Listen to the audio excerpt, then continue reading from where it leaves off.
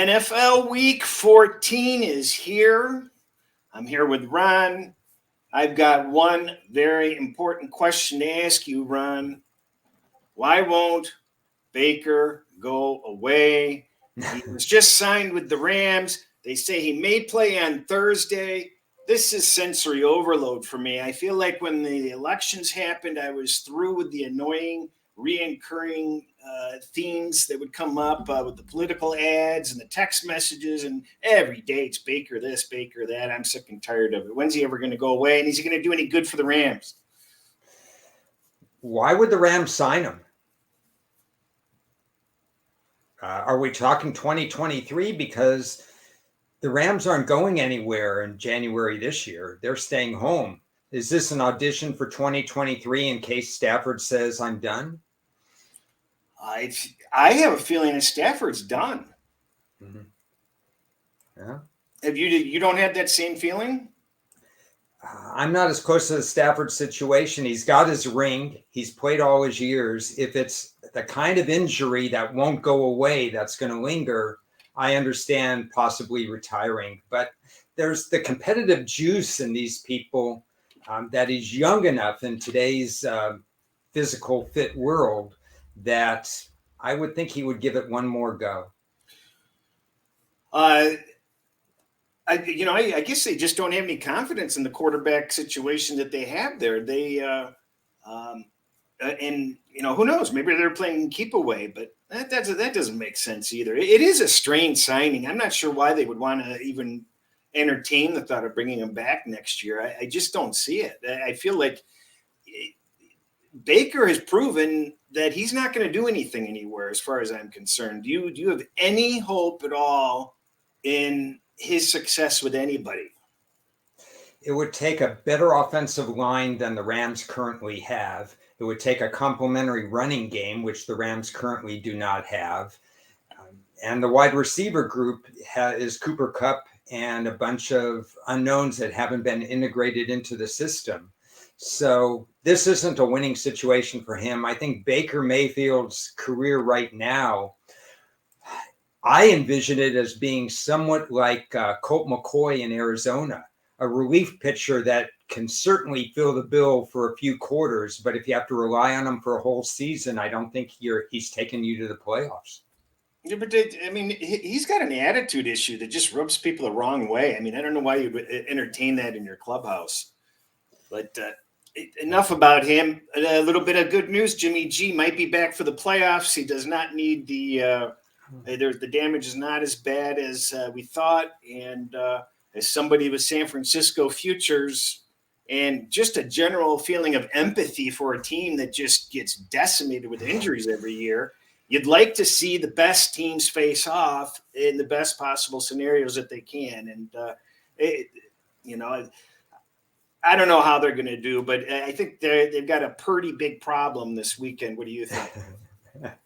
A pretty big problem, huh? Let's see. This week they play Tampa, and Tampa had new life where they shouldn't have had new life last week to get that win.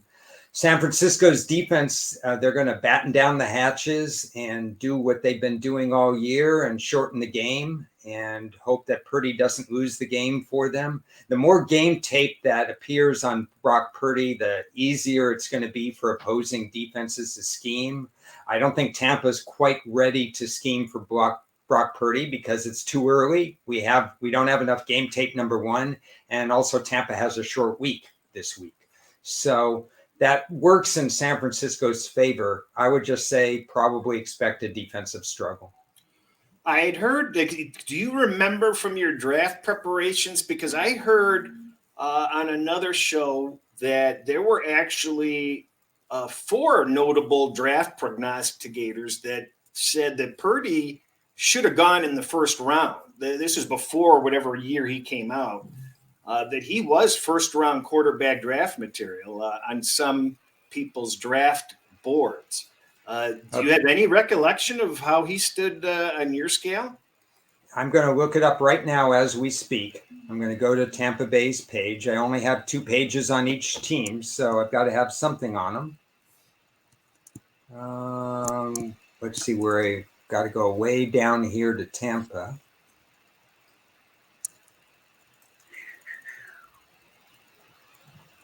Okay, so first of all, he was Mr. Irrelevant, the last person drafted, if I remember correctly.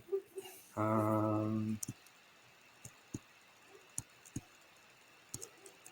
mean, I don't know, to Tampa, to San Francisco. Yeah, he's in San Francisco, Ron. Yeah. Okay. I did not give him a rated grade. I liked his intangibles and has plenty of high-level game experience, but he lacked required arm strength and was late on deep throws. Height, arm, and length say backup quarterback. So his intangibles are there. He had plenty of college experience. The scheme San Francisco runs probably fits him because they won't ask him to throw deep. So we'll see. Yeah, I mean, some of the commentary that I've heard is, this is the type of system that can work. They just need him. It's not like San Francisco's a deep ball throwing team with Garoppolo in the lineup anyway. So, right. And he's more mobile than Jimmy, so that gives him a few more options. So this may not be the disaster we thought it was, but we almost had the tight end coming in for quarterback last week, didn't we? Was that the right game? What was the game that they were down to the very last quarterback? It could have been there or Baltimore because they were down to Huntley and with Jackson out. I forget who it was. Maybe it was. I think it was San Francisco. I think that their next quarterback was going to be a tight end. That goes into. I have a banner here with the quarterback carousel. We saw Lamar's out. He's going to be out, this week for sure. Maybe another week. It's got me biting my fingernails about our futures on Baltimore. We've already discussed, some of the other quarterback issues. It's getting to be really bad. And I just want to revisit what we talked about at the beginning of the season is I think teams have to have two quarterbacks in tow for these long schedules. It's absolutely inexcusable to not have a quality backup. For gosh sakes, 3 of the quarterbacks in the NFC North started with the Lions this year. So, their backups in preseason are now on the Bears and the Vikings. And that's pretty pathetic. Do you think the case is being strengthened that teams have to have a solid backup in tow if they're going to really protect themselves adequately, or do you think they're going to kind of dismiss that? Well, that depends on the salary cap. If you're paying a quarterback $50 million a year, like with Kyler Murray, you just have to. They're lucky to have Colt McCoy, and they're lucky to have Colt McCoy want to stick to that team and not worry about being a starter. But most of the teams that would not have salary cap issues, yes, you better have 2 quarterbacks because, first of all, they don't get enough reps in preseason to begin with because they're babying them and they don't want them to play in the preseason. Then they play and they take hits in this brutal sport where you have only 1 bye week and 17 weeks of action and then another 3 weeks of playoffs. It's not load management like in the NBA where you can take a couple of days off here and there. Every week you have to suit up if you want to make the playoffs. Once in the playoffs, it's a different story. But if I were a GM or a coach, I would definitely make sure I had a backup in the room that I could trust at least for a game or two. Not only a quarterback, but at several other positions. Your roster is going to be tested in this game week after week after week. You suggested the topic of what did we learn in week 13? So what's the first item that you learned? Okay, so I'll go first, and I'm going to say I think we're sleeping on Dallas a little bit. They're a sneaky, really, really, really good team. Metric-wise, they rush the passer like no other team. They have competency at tight end, competency at offensive line, competency at wide receiver. Dak Prescott does not throw interceptions. Pollard is absolutely a change of pace back that's running over 5 yards a carry, and not one of these receivers out of the backfield where they're just stretching the field like a glorified run. When Pollard gets the ball out of the backfield in a pass situation, he's a threat to go the distance.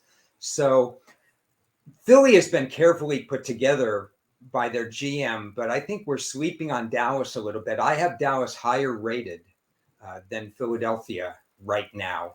And that's one of the things that was reinforced last week. And I just want to bring that up. I think Dallas belongs in the conversation to make a deep playoff run as long as their head coach does not get in the way. I briefly thought about that, making that one of my three also, but then I remembered that we talked about this 3 weeks ago, and we brought up the topic, and I bought a Dallas to win the division future because all they need to do is gain a game on Philadelphia and beat Philadelphia, and they win the division. So I don't think that that's completely out of the question. I think that they're a solid team. I agree 100% with your take that I had them ahead of Philadelphia also. Philadelphia directly behind them, though, but I'll agree with that. I think my first one is I'd rather be lucky than good, sadly stated. I am facing some just asinine variance all year long with just bizarre results. And I think we could talk. I don't want to dwell on the Vikings because everybody's talking about the Vikings, and I'm getting sick and tired of hearing about it. But there's just a lot of teams or a lot of situations that where certain teams are getting painfully unlucky. The Jets 6 times in the red zone without a score, without a touchdown. Jacksonville had some heartbreaking losses earlier in the year. Just certain teams are benefiting from some really favorable variance, and certain teams aren't. And as I lose money on these bets, I would have preferred to have been lucky than good. The luck's going to run out at some point on some of these things, but you've got to have the luck factor, and that's the bottom line. Well, in the NFL, as we saw in the playoffs last year, 13 seconds matter, who has the ball last matter. I mean, all those games came down to nail biters. It's one play or one bad decision or one drop or one call that changes things.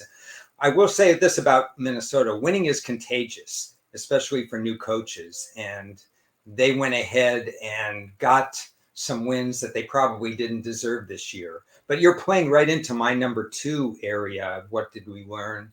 And it's been reinforced, and I've talked about it before, but young teams need time to learn how to win. And there's nothing more, evident than what the Jets did or didn't do in that game against Minnesota. The Jets were the better team on the field, but they're not yet ready. They killed the draft, much like the Giants killed the draft. But there's youngsters that are just making too many mistakes, whether it be not leading a receiver into a catch, throwing behind them, or throwing too carefully, or making a mistake on a penalty that sets you back 5 yards on an illegal procedure. You just have to learn how to win in this league. And the Jets, the Jags, and the Giants were my 3 examples. These are teams that in the long run are going to be really good. I think the Jets have a very good future ahead of them, regardless of which quarterback they have. And I think the Giants have a very good future ahead of them with their GM, their coach. But right now they're playing youngsters in a lot of spots. And the Giants just left that overtime game. They had numerous chances to win, 70 minutes, and they couldn't pull that particular game out. And it's a game the Giants and the Jets, both of those teams would win those games next year, but they're not yet ready this year. What's your number 2? That was my number 2. Oh, young teams. It segued so smoothly. I didn't even realize it was. Yeah. You did it without prep. Anything that you think you have figured out and within your grasp of knowledge, it's going to change on you at a heartbeat. It just seems like every time that you think you understand a team or you have confidence in a team, hey, San Francisco was going to win that division. Hey, Baltimore was going to win that division. Something mucks things up, and it puts other teams in play. And injuries happen hard and fast, and you just cannot ever get overconfident in anything that you believe with what's going on in this league. You've got to be able to adapt right on the fly because something's going to affect whatever your thought process is. Kansas City, running into their Achilles heel. They can't beat Cincinnati. They're the better team. Cincinnati played a great game, and they're a great team.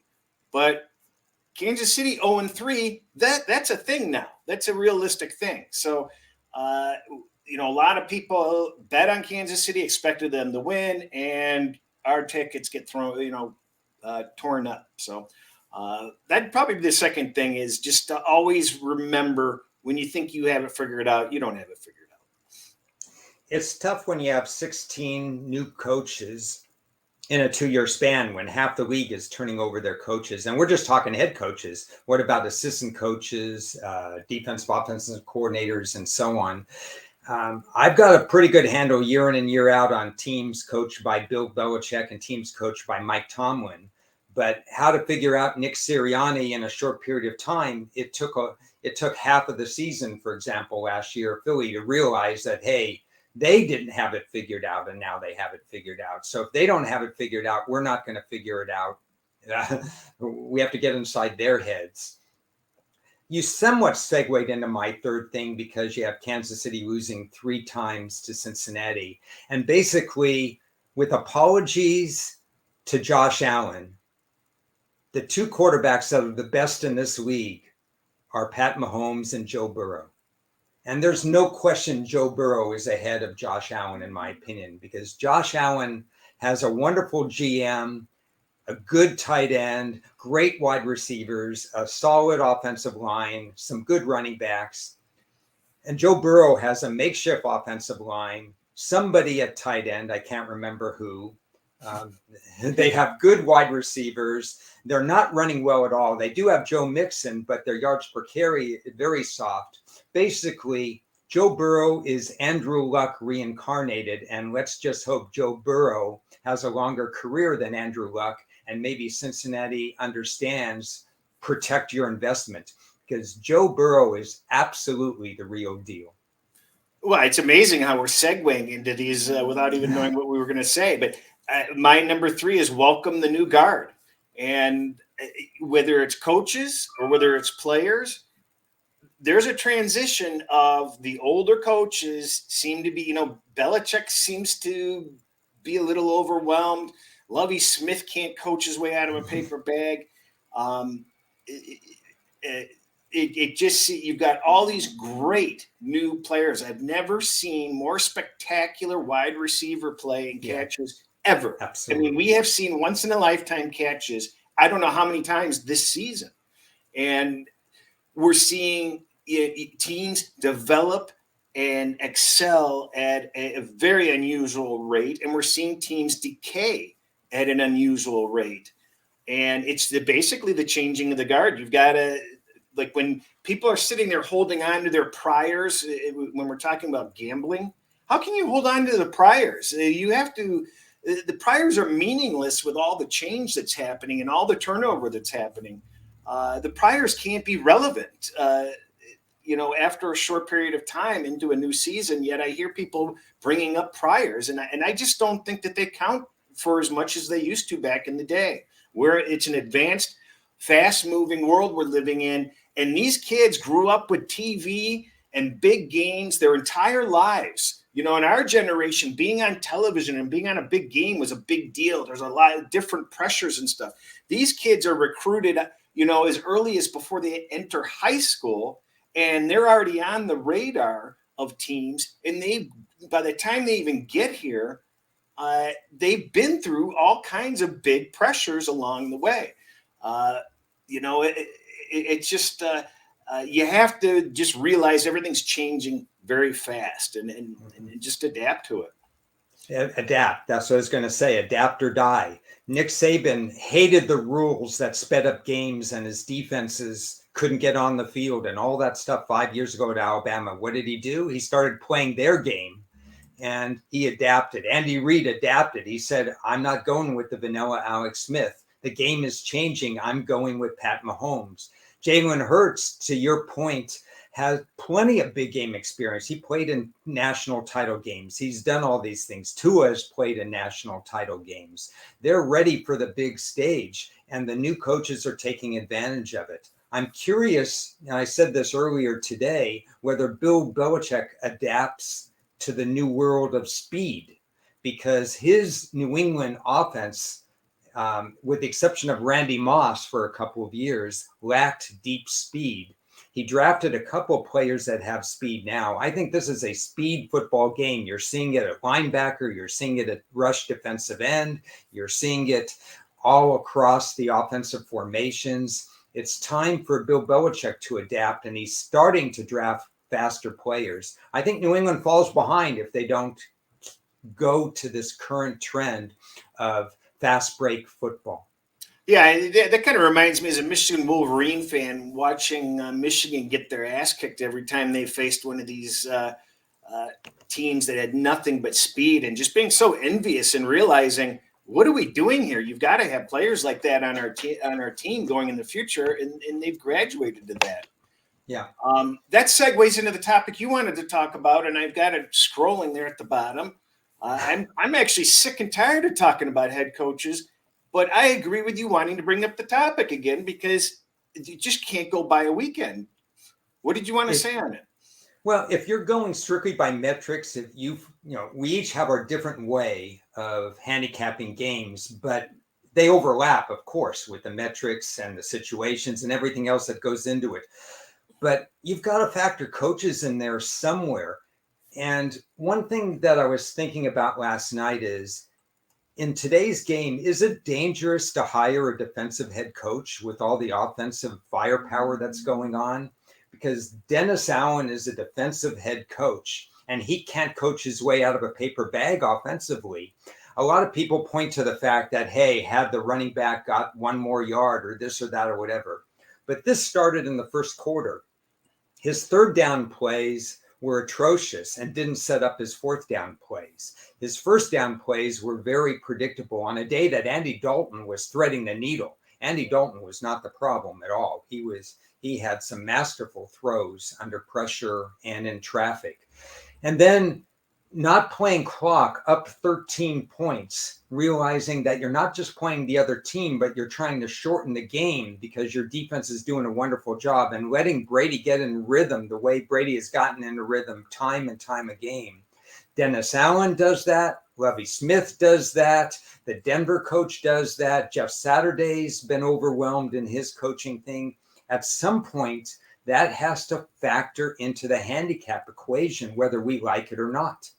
I put it in one of my write-ups on one of the games this week. I wrote up a game, and it even happened to Andy Reid this week. He's trying a 55-yard field goal outdoors with no problem, and you're going to give the ball to Burrow with 3 minutes to go, only needing a field goal. I mean, and Reid is just like, Reid to me is like what Harbaugh is to you, where Reid just does something dumb once every 4 or 5 games, and you can't figure it out because you respect the guy.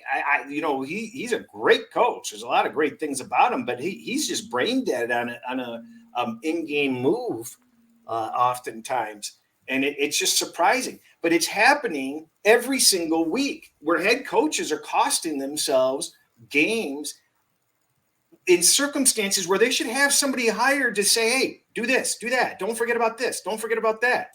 Mm-hmm. Yeah, it's a terrible situation because each game stands on its own. There's no one analytic fits all. When you're playing New Orleans, Tampa Bay, they play twice a year. They play defensive-minded games. They've gotten into Brady's head. When you're playing games like that, your situations are different than when you're playing a fast break team like Arizona or somebody like that. And I don't think all these coaches adapt to who they're playing, time management. When there's 8 minutes left on the clock, The clock matters more than anything else. You cannot be throwing incompletions. You're counting the number of possessions that the other team has. And you knew Tampa was having trouble getting down the field in bunches. They were having to throw the short stuff, but you left them enough time for Tom Brady to complete all that short stuff. And then you go deep once and the guy mugs him for a pass interference call. But the game was lost not just at the end. The game was lost early on with what Dennis Allen was doing. When the score was 16-3 and they had the ball, basically you knew it was going to end 17-16. There was no other possibility. And I want to say one other thing about coaches. I think we're babying some of these quarterbacks. And I think the coaches are to blame for that. At what point, why can't we trust Marcus Mariota, who's been in the league 6, 7, 8 years, to throw more than 20 passes a game? Why does Atlanta's game plan include run, run, pass, run, run, run, and something like that? This is the NFL. You're playing right into the opponent's hands. Something's going on in Atlanta where they're not trusting their quarterback. I understand it with Justin Fields. He's new to the league. He's not willing to throw in the tight windows. He didn't have a lot of reps in college. He didn't play 3 years of college starting every single year. But teams that have quarterbacks such as Marcus Mariota, you mentioned Baker Mayfield. These teams don't trust their quarterbacks, or they're not. Their schemes are just not good enough to adapt. Yeah, and the only area that I don't have a problem with babying a quarterback is you don't throw in, and I realize Burrow is the exception, but you don't throw in new quarterbacks in a position of where they can't be protected, and they're just like, in an overwhelming situation, all coming at him at once. And Burrow is the exception because he was thrown in front of a shitty offensive line. He did get injured. He's recovered nicely from it. But he's the exception to the rule. You don't want to do that to a quarterback. And as you mentioned last week, Aaron Rodgers admitted that the best thing that he ever had happen to him was bench riding behind Favre. But yeah, I know, I agree 100% with you. I don't understand with the, they're either quarterback or not. If you're going to limit the range of what you're going to allow them to do, the other team's going to know that and going to be able to scheme against that stuff. Yeah, I think Atlanta could have been good enough to win a lot more games. Yes, but they're not trusting themselves. And Russell makes a good point in the comments. Marcus Mariota by no means is a great quarterback, and maybe it is time down the road that they're going to go with their rookie later on if they're eliminated. I don't know if anybody's ever going to be eliminated in that division. But next year, their plan is probably to upgrade at the quarterback position. But you're not even giving him a chance to succeed. And that's where I have the problem. I've got one question for you. Just going to change the subject. How many teams are there in the NCAA football? 131 of the teams that are in that, whatever you want to call it, Division 1A. So you've got 131 teams, and you have over 1,000 people. You probably have an updated figure, but 1,000 people have entered the transfer portal. So an average of almost eight players per team is going to change. Yeah, well, Tennessee in their first year with the new coach, 2021, I guess it was 2021, they had 27 players leave their team. This happens a lot with coaching changes, and they brought in about 20. Everybody said gloom and doom, but they brought in 20 players, and they got some good players and so on. The transfer portal is out of whack, and it should never be happening during the recruiting period and during the bowl season. This is ridiculous. 6 Big Ten quarterbacks, your bread and butter league with Michigan, Ohio State, and so on. 6 Big Ten quarterbacks are already in the transfer portal, I believe. 6 ACC quarterbacks are in the transfer portal. Maybe it's ACC and not the Big Ten, but it's just crazy because you're always one play away from starting. Why is the University of Pittsburgh quarterback transferring when he has a stranglehold on the job right now? Well, I don't understand how the backup from the University of Michigan would enter the portal, and they're playing for the national title. Yeah. This entire portal thing is just lunacy. It is absolute lunacy. I don't have a grasp on it at all. So he enters the transfer portal, he leaves, and then let's say the Michigan quarterback, or any quarterback for that matter, is injured in a third play of the game. Then you're going to go to somebody who hasn't taken a snap and hasn't even had practice warm-ups except for right now during the bowl season in a very pivotal game if you're in a 12-team playoff down the road, or if you're in a group of 6 game, or if you're in a playoff, any bowl game. It is just crazy. We touched on this last week, so I don't want to duplicate too much of it, but I was discussing the bowls with a head of a sports book last night, and they don't even have the bowls offered. They're in no hurry to offer the bowls, and it's getting to the point where he said, quote, I think we should start booking it like college basketball. You know, put the lines up the day before or the day of and see what happens. With this transfer portal the way it is and the coaches moving around, I think we're heading a little bit toward that direction where you're not going to see all these lines pop out widespread everywhere all at once like we were used to, because it's not practical. There's just too many ways that a book can be taken advantage of with all the information. It's too much to keep track of. Do you see an evolution with this process come down the road? It's a sad state right now. There's always books that want to be first. So what they're going to do is they're going to lower your limits. You're going to say, yeah, we're going to put them out right away, but we're just going to test the waters. We're going to offer you $1,000, $500, whatever it is. And then we're going to go to the bigger limits later. And they're going to find out where they're going to let the sharps go ahead and move the line for them and be the information gatherers for them. So you can start it out, but you have to have lower limits to start it out. It's, there's been probably line moves of 4 to 5 points or more in 10 games, 10 bowl games, 15 bowl games. We've seen tremendous line moves, and I made it a point to try to get ahead of the curve there, but I didn't pull the trigger very much, to be honest, because I intentionally hesitated because I don't have all the answers. Just because some people are in the portal right now doesn't mean the other team's going to have an equal number of players in the portal. They just haven't announced it yet.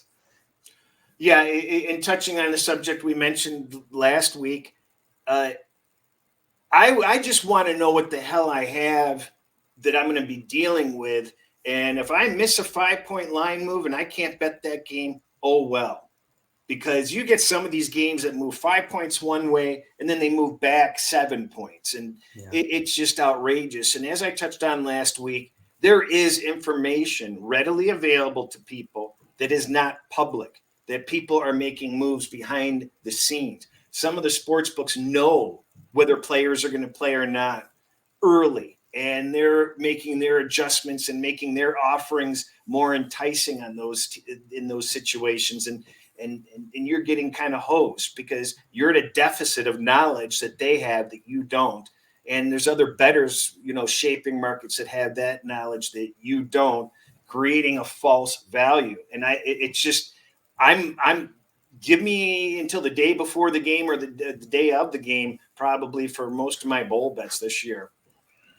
It's a tough situation. If a line looks too good to be true, it's possible that it is too good to be true because of this information. I don't want to be guessing lines. I'd rather be using my metrics and my tried and true bowl strategies. There's a lot of stuff out there. Part of it is anticipating what players will play, what the motivation is, what travel is.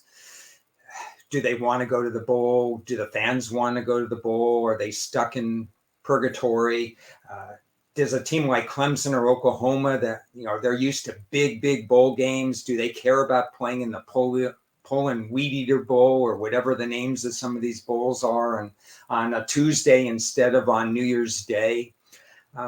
And then I want to run simulations of the games, and I always run simulations of the games, but my simulations are compromised because if I'm running simulations of games where 5 players on offense are not playing, it's not a true simulation anymore. Well, then So how are you? Explain how you run these simulations. I have the data. I have a program that I use to run the game, and I match it up, and I look at how it matches up from an offensive and a defensive standpoint. And where I align with my metrics and where the simulation aligns, if we're on the same side, it tends to hit about 60 to 65% of the time. Although last year it was 7 out of 8, and the year before it was like 6 out of 7. So maybe I'm shortchanging myself. The simulations are very important to me to see how this runs, because believe it or not, at full strength, when people don't opt out, the stuff that works in the regular season tends to also work in the bowl season. But there's just so many variables and variants right now, not only with players, but if interim coaches, do you know there's an interim coach on one of the teams? I don't have it in front of me. Not an offensive coordinator, not a defensive coordinator, not even a line coach, but it was some sort of management analyst who worked up in some booth somewhere who's now going to be the interim coach for one of these teams. I've got my Amazon app open here. What's the name of that program we can order for the simulation? No, you can't order it. It was hand done about 30 years ago, and I've kept it and so on. There is no way to order it. It's a DOS program. For those that are as old as me, it's DOS. DOS. Oh, well, then you're getting a kick in the nuts for that. Okay, yeah, I share a lot of things nowadays because I don't mind sharing them. I'm winding down my career and stuff like that, but that's one I'm keeping to myself. I don't blame you. Any going back to the NFL? Anything stand out this coming week to you? Oddities, observations, things that scare you, things that go bump in the night?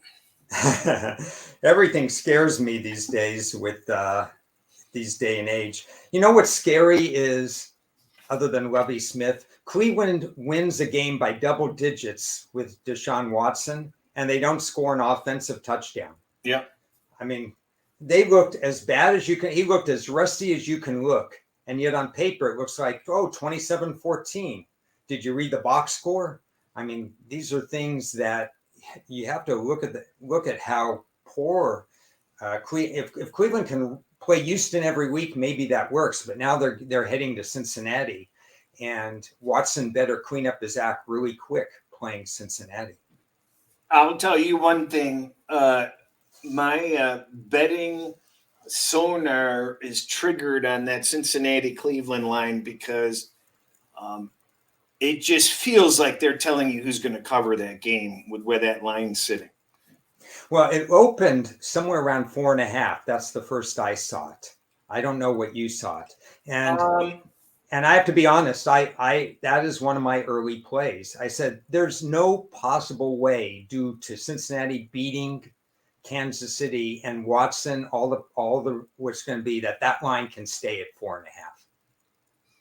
I mean, it was maybe it's a trap.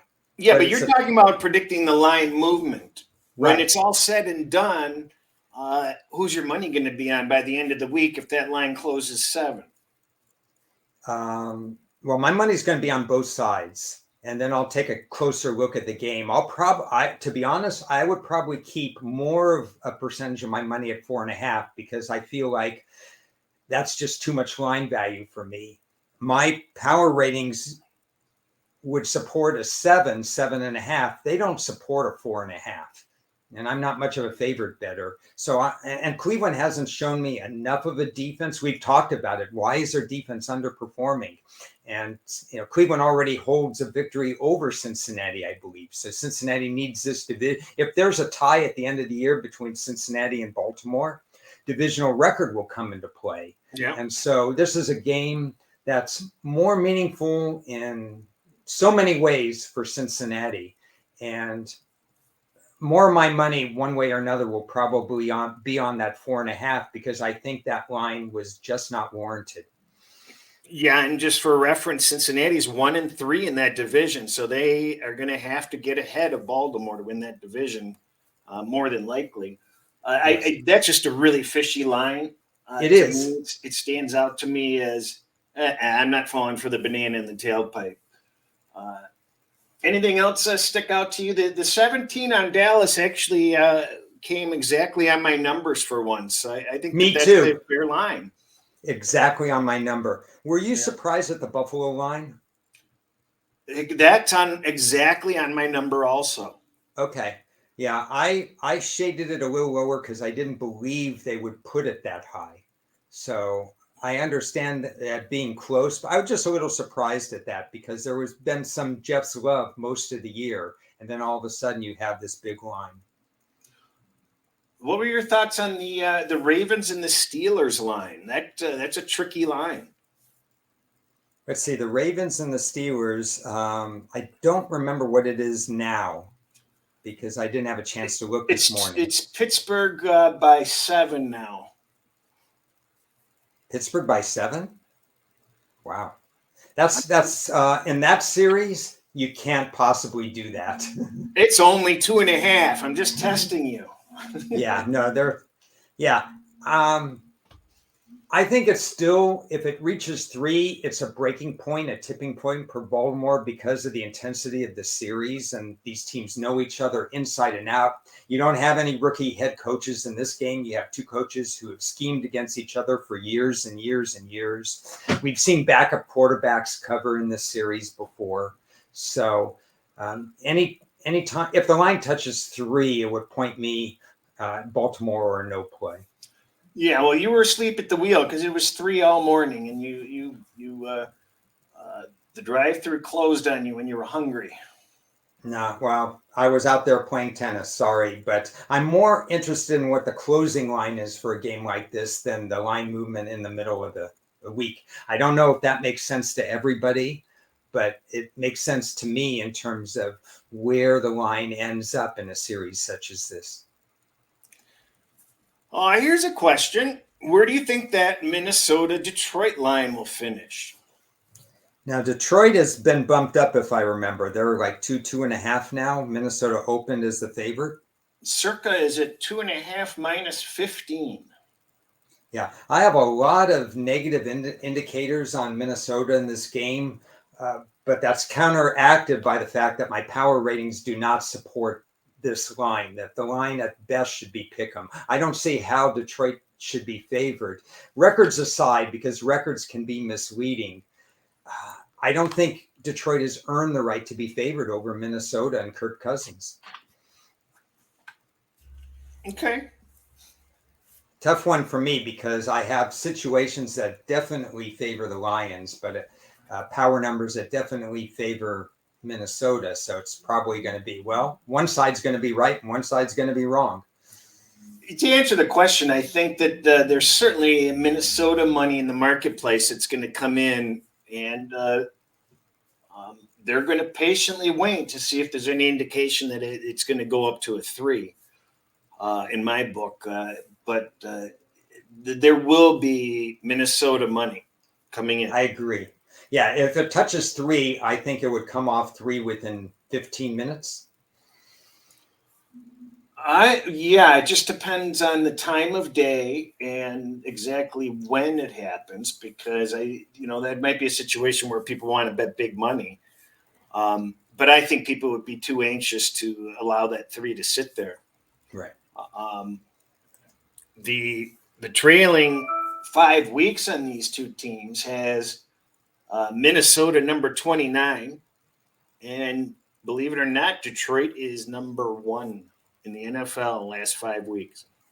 Yeah, it's easy to figure out that Detroit in its last 5 games has played night and day better than they did previously. Minnesota, you mentioned it last week, and it was a surprise to me last week. Not that I would have put Minnesota as coming on, but I would have said Minnesota's last 5 weeks, if you asked me, it would be in the 18 to 20 range. I would never have guessed that low. Do you honestly believe Minnesota's a better team than Detroit? Yes, because Why? because Minnesota has, it's that thing about teams that are trying to learn how to win, and maybe Detroit is turning the corner in that way.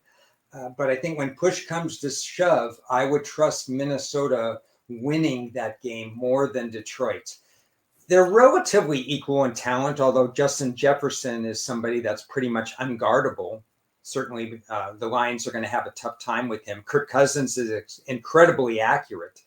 And again, Goff, we've talked about Goff, who's having he's having a resurgence. So, I've always thought he's at least an average quarterback, just not an elite quarterback, replaceable at times, but maybe not right now. But the way you get to Goff is to pressure him up the middle.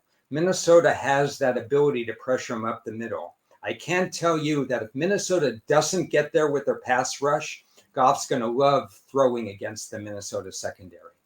Yeah. Well, the Lions have one of the best offensive lines in the league.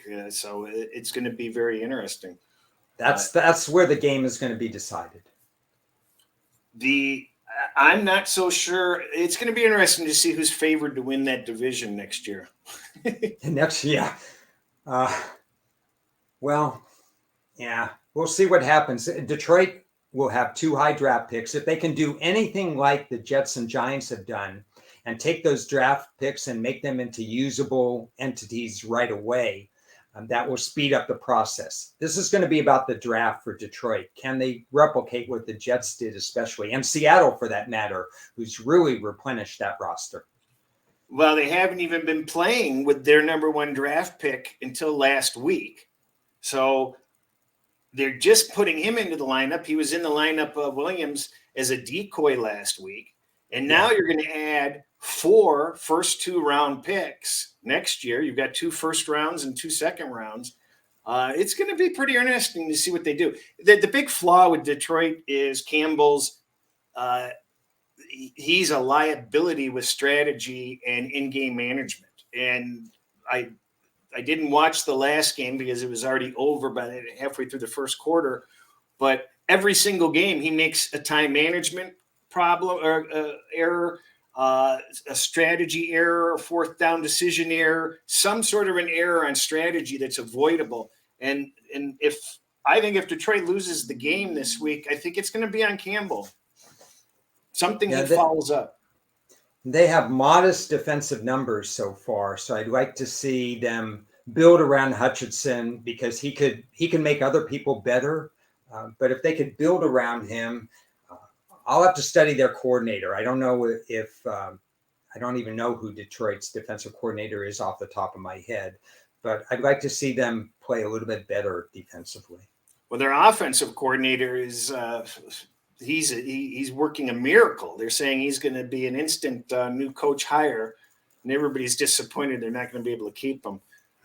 Well, that's back to my point, though, that I think it's easier in this day and age to hire offensive-minded coaches because with few, I mean, there are exceptions to every rule, but the defensive-minded coaches are not getting it done in an offensive-minded league. So, yeah, somebody, Arthur Fonzarelli, says we have 6 of the top 75 picks. It's even better. It's nice. Okay, so can I draft for them? You know what? I think they did a fine job on their own. And then there's this kid, Houston, that was – I think he played his first game and got 2 sacks and 2 pressures or something. He was like all over the place. He looked like a seasoned veteran. Okay. Well, we'll see. Hopefully they do a good job because the division is ripe for the taking. Absolutely, there's room to move up very quickly in that division. So use your picks wisely, the Lions. All right. Well, we've got to close things up. Any last final things that you need to get off your chest? Any guilt? Now, this is I was going to send you some of the charts that I use for the college because we're talking about data compilation time. So, you know, there's 4 games on each sheet. I've got tons of data at my fingertips. I'm doing data research for all the bowl games right now. We're in the stretch run for the NFL. A lot of writing is going to be done. 2 key words. I'm sure you know these words well, Cris, but hopefully our listeners do too. Writing, which brings clarity, and networking, which you absolutely have to do this time of year, especially during bowl season and playoff entry season.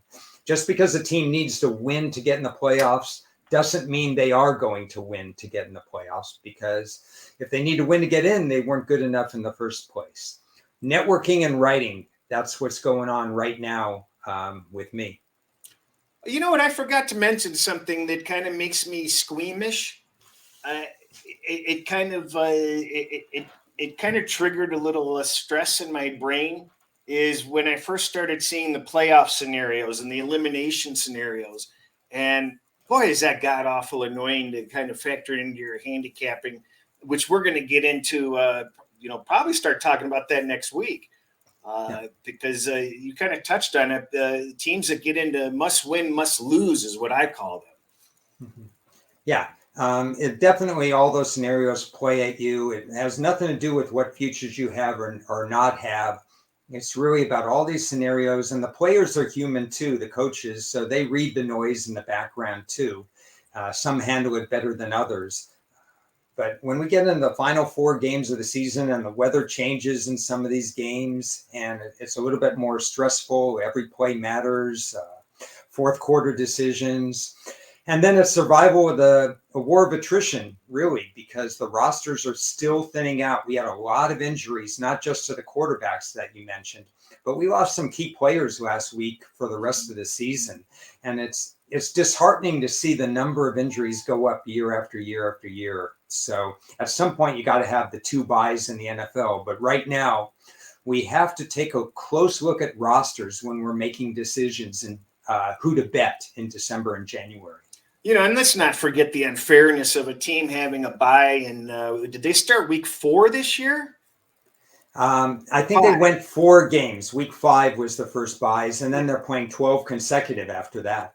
Yeah, and now we've got buys this week also, and that's just an unfair playing field as far as I'm concerned. They've got to level that out.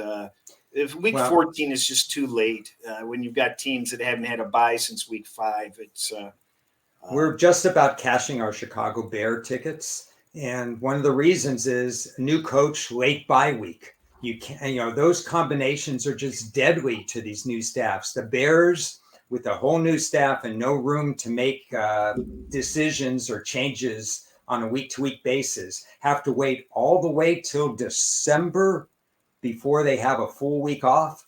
It's crazy. And I guess that's going to sum it up. You did mention that you thought the trade deadlines passed. So when Garoppolo went down, you can't trade for a quarterback. So I saw you tweet out something along those lines, and just an oversight, I'm sure. But that does put teams in a difficult situation if they, in this sport of all sports, if you can't trade and you're running out of quarterbacks, what are you supposed to do? I mean, go to the, it's not like you can get a quarterback at the supermarket.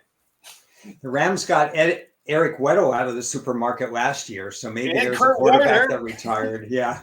You never know. Some of these guys that are only 1 year removed from playing, maybe you get somebody off the streets, and you get Eric Weddle made a key play in a playoff game that got the Rams to the Super Bowl. So you do whatever you can, but I think the 49ers right now are just going to coach and scheme Brock Purdy like we started the show with. Just make him comfortable in what he can do and what they can do, and shorten the games with their defense. I'm ending this abruptly. I have a hard stop. Thank you very much for joining us, everybody. See you next week. Hello?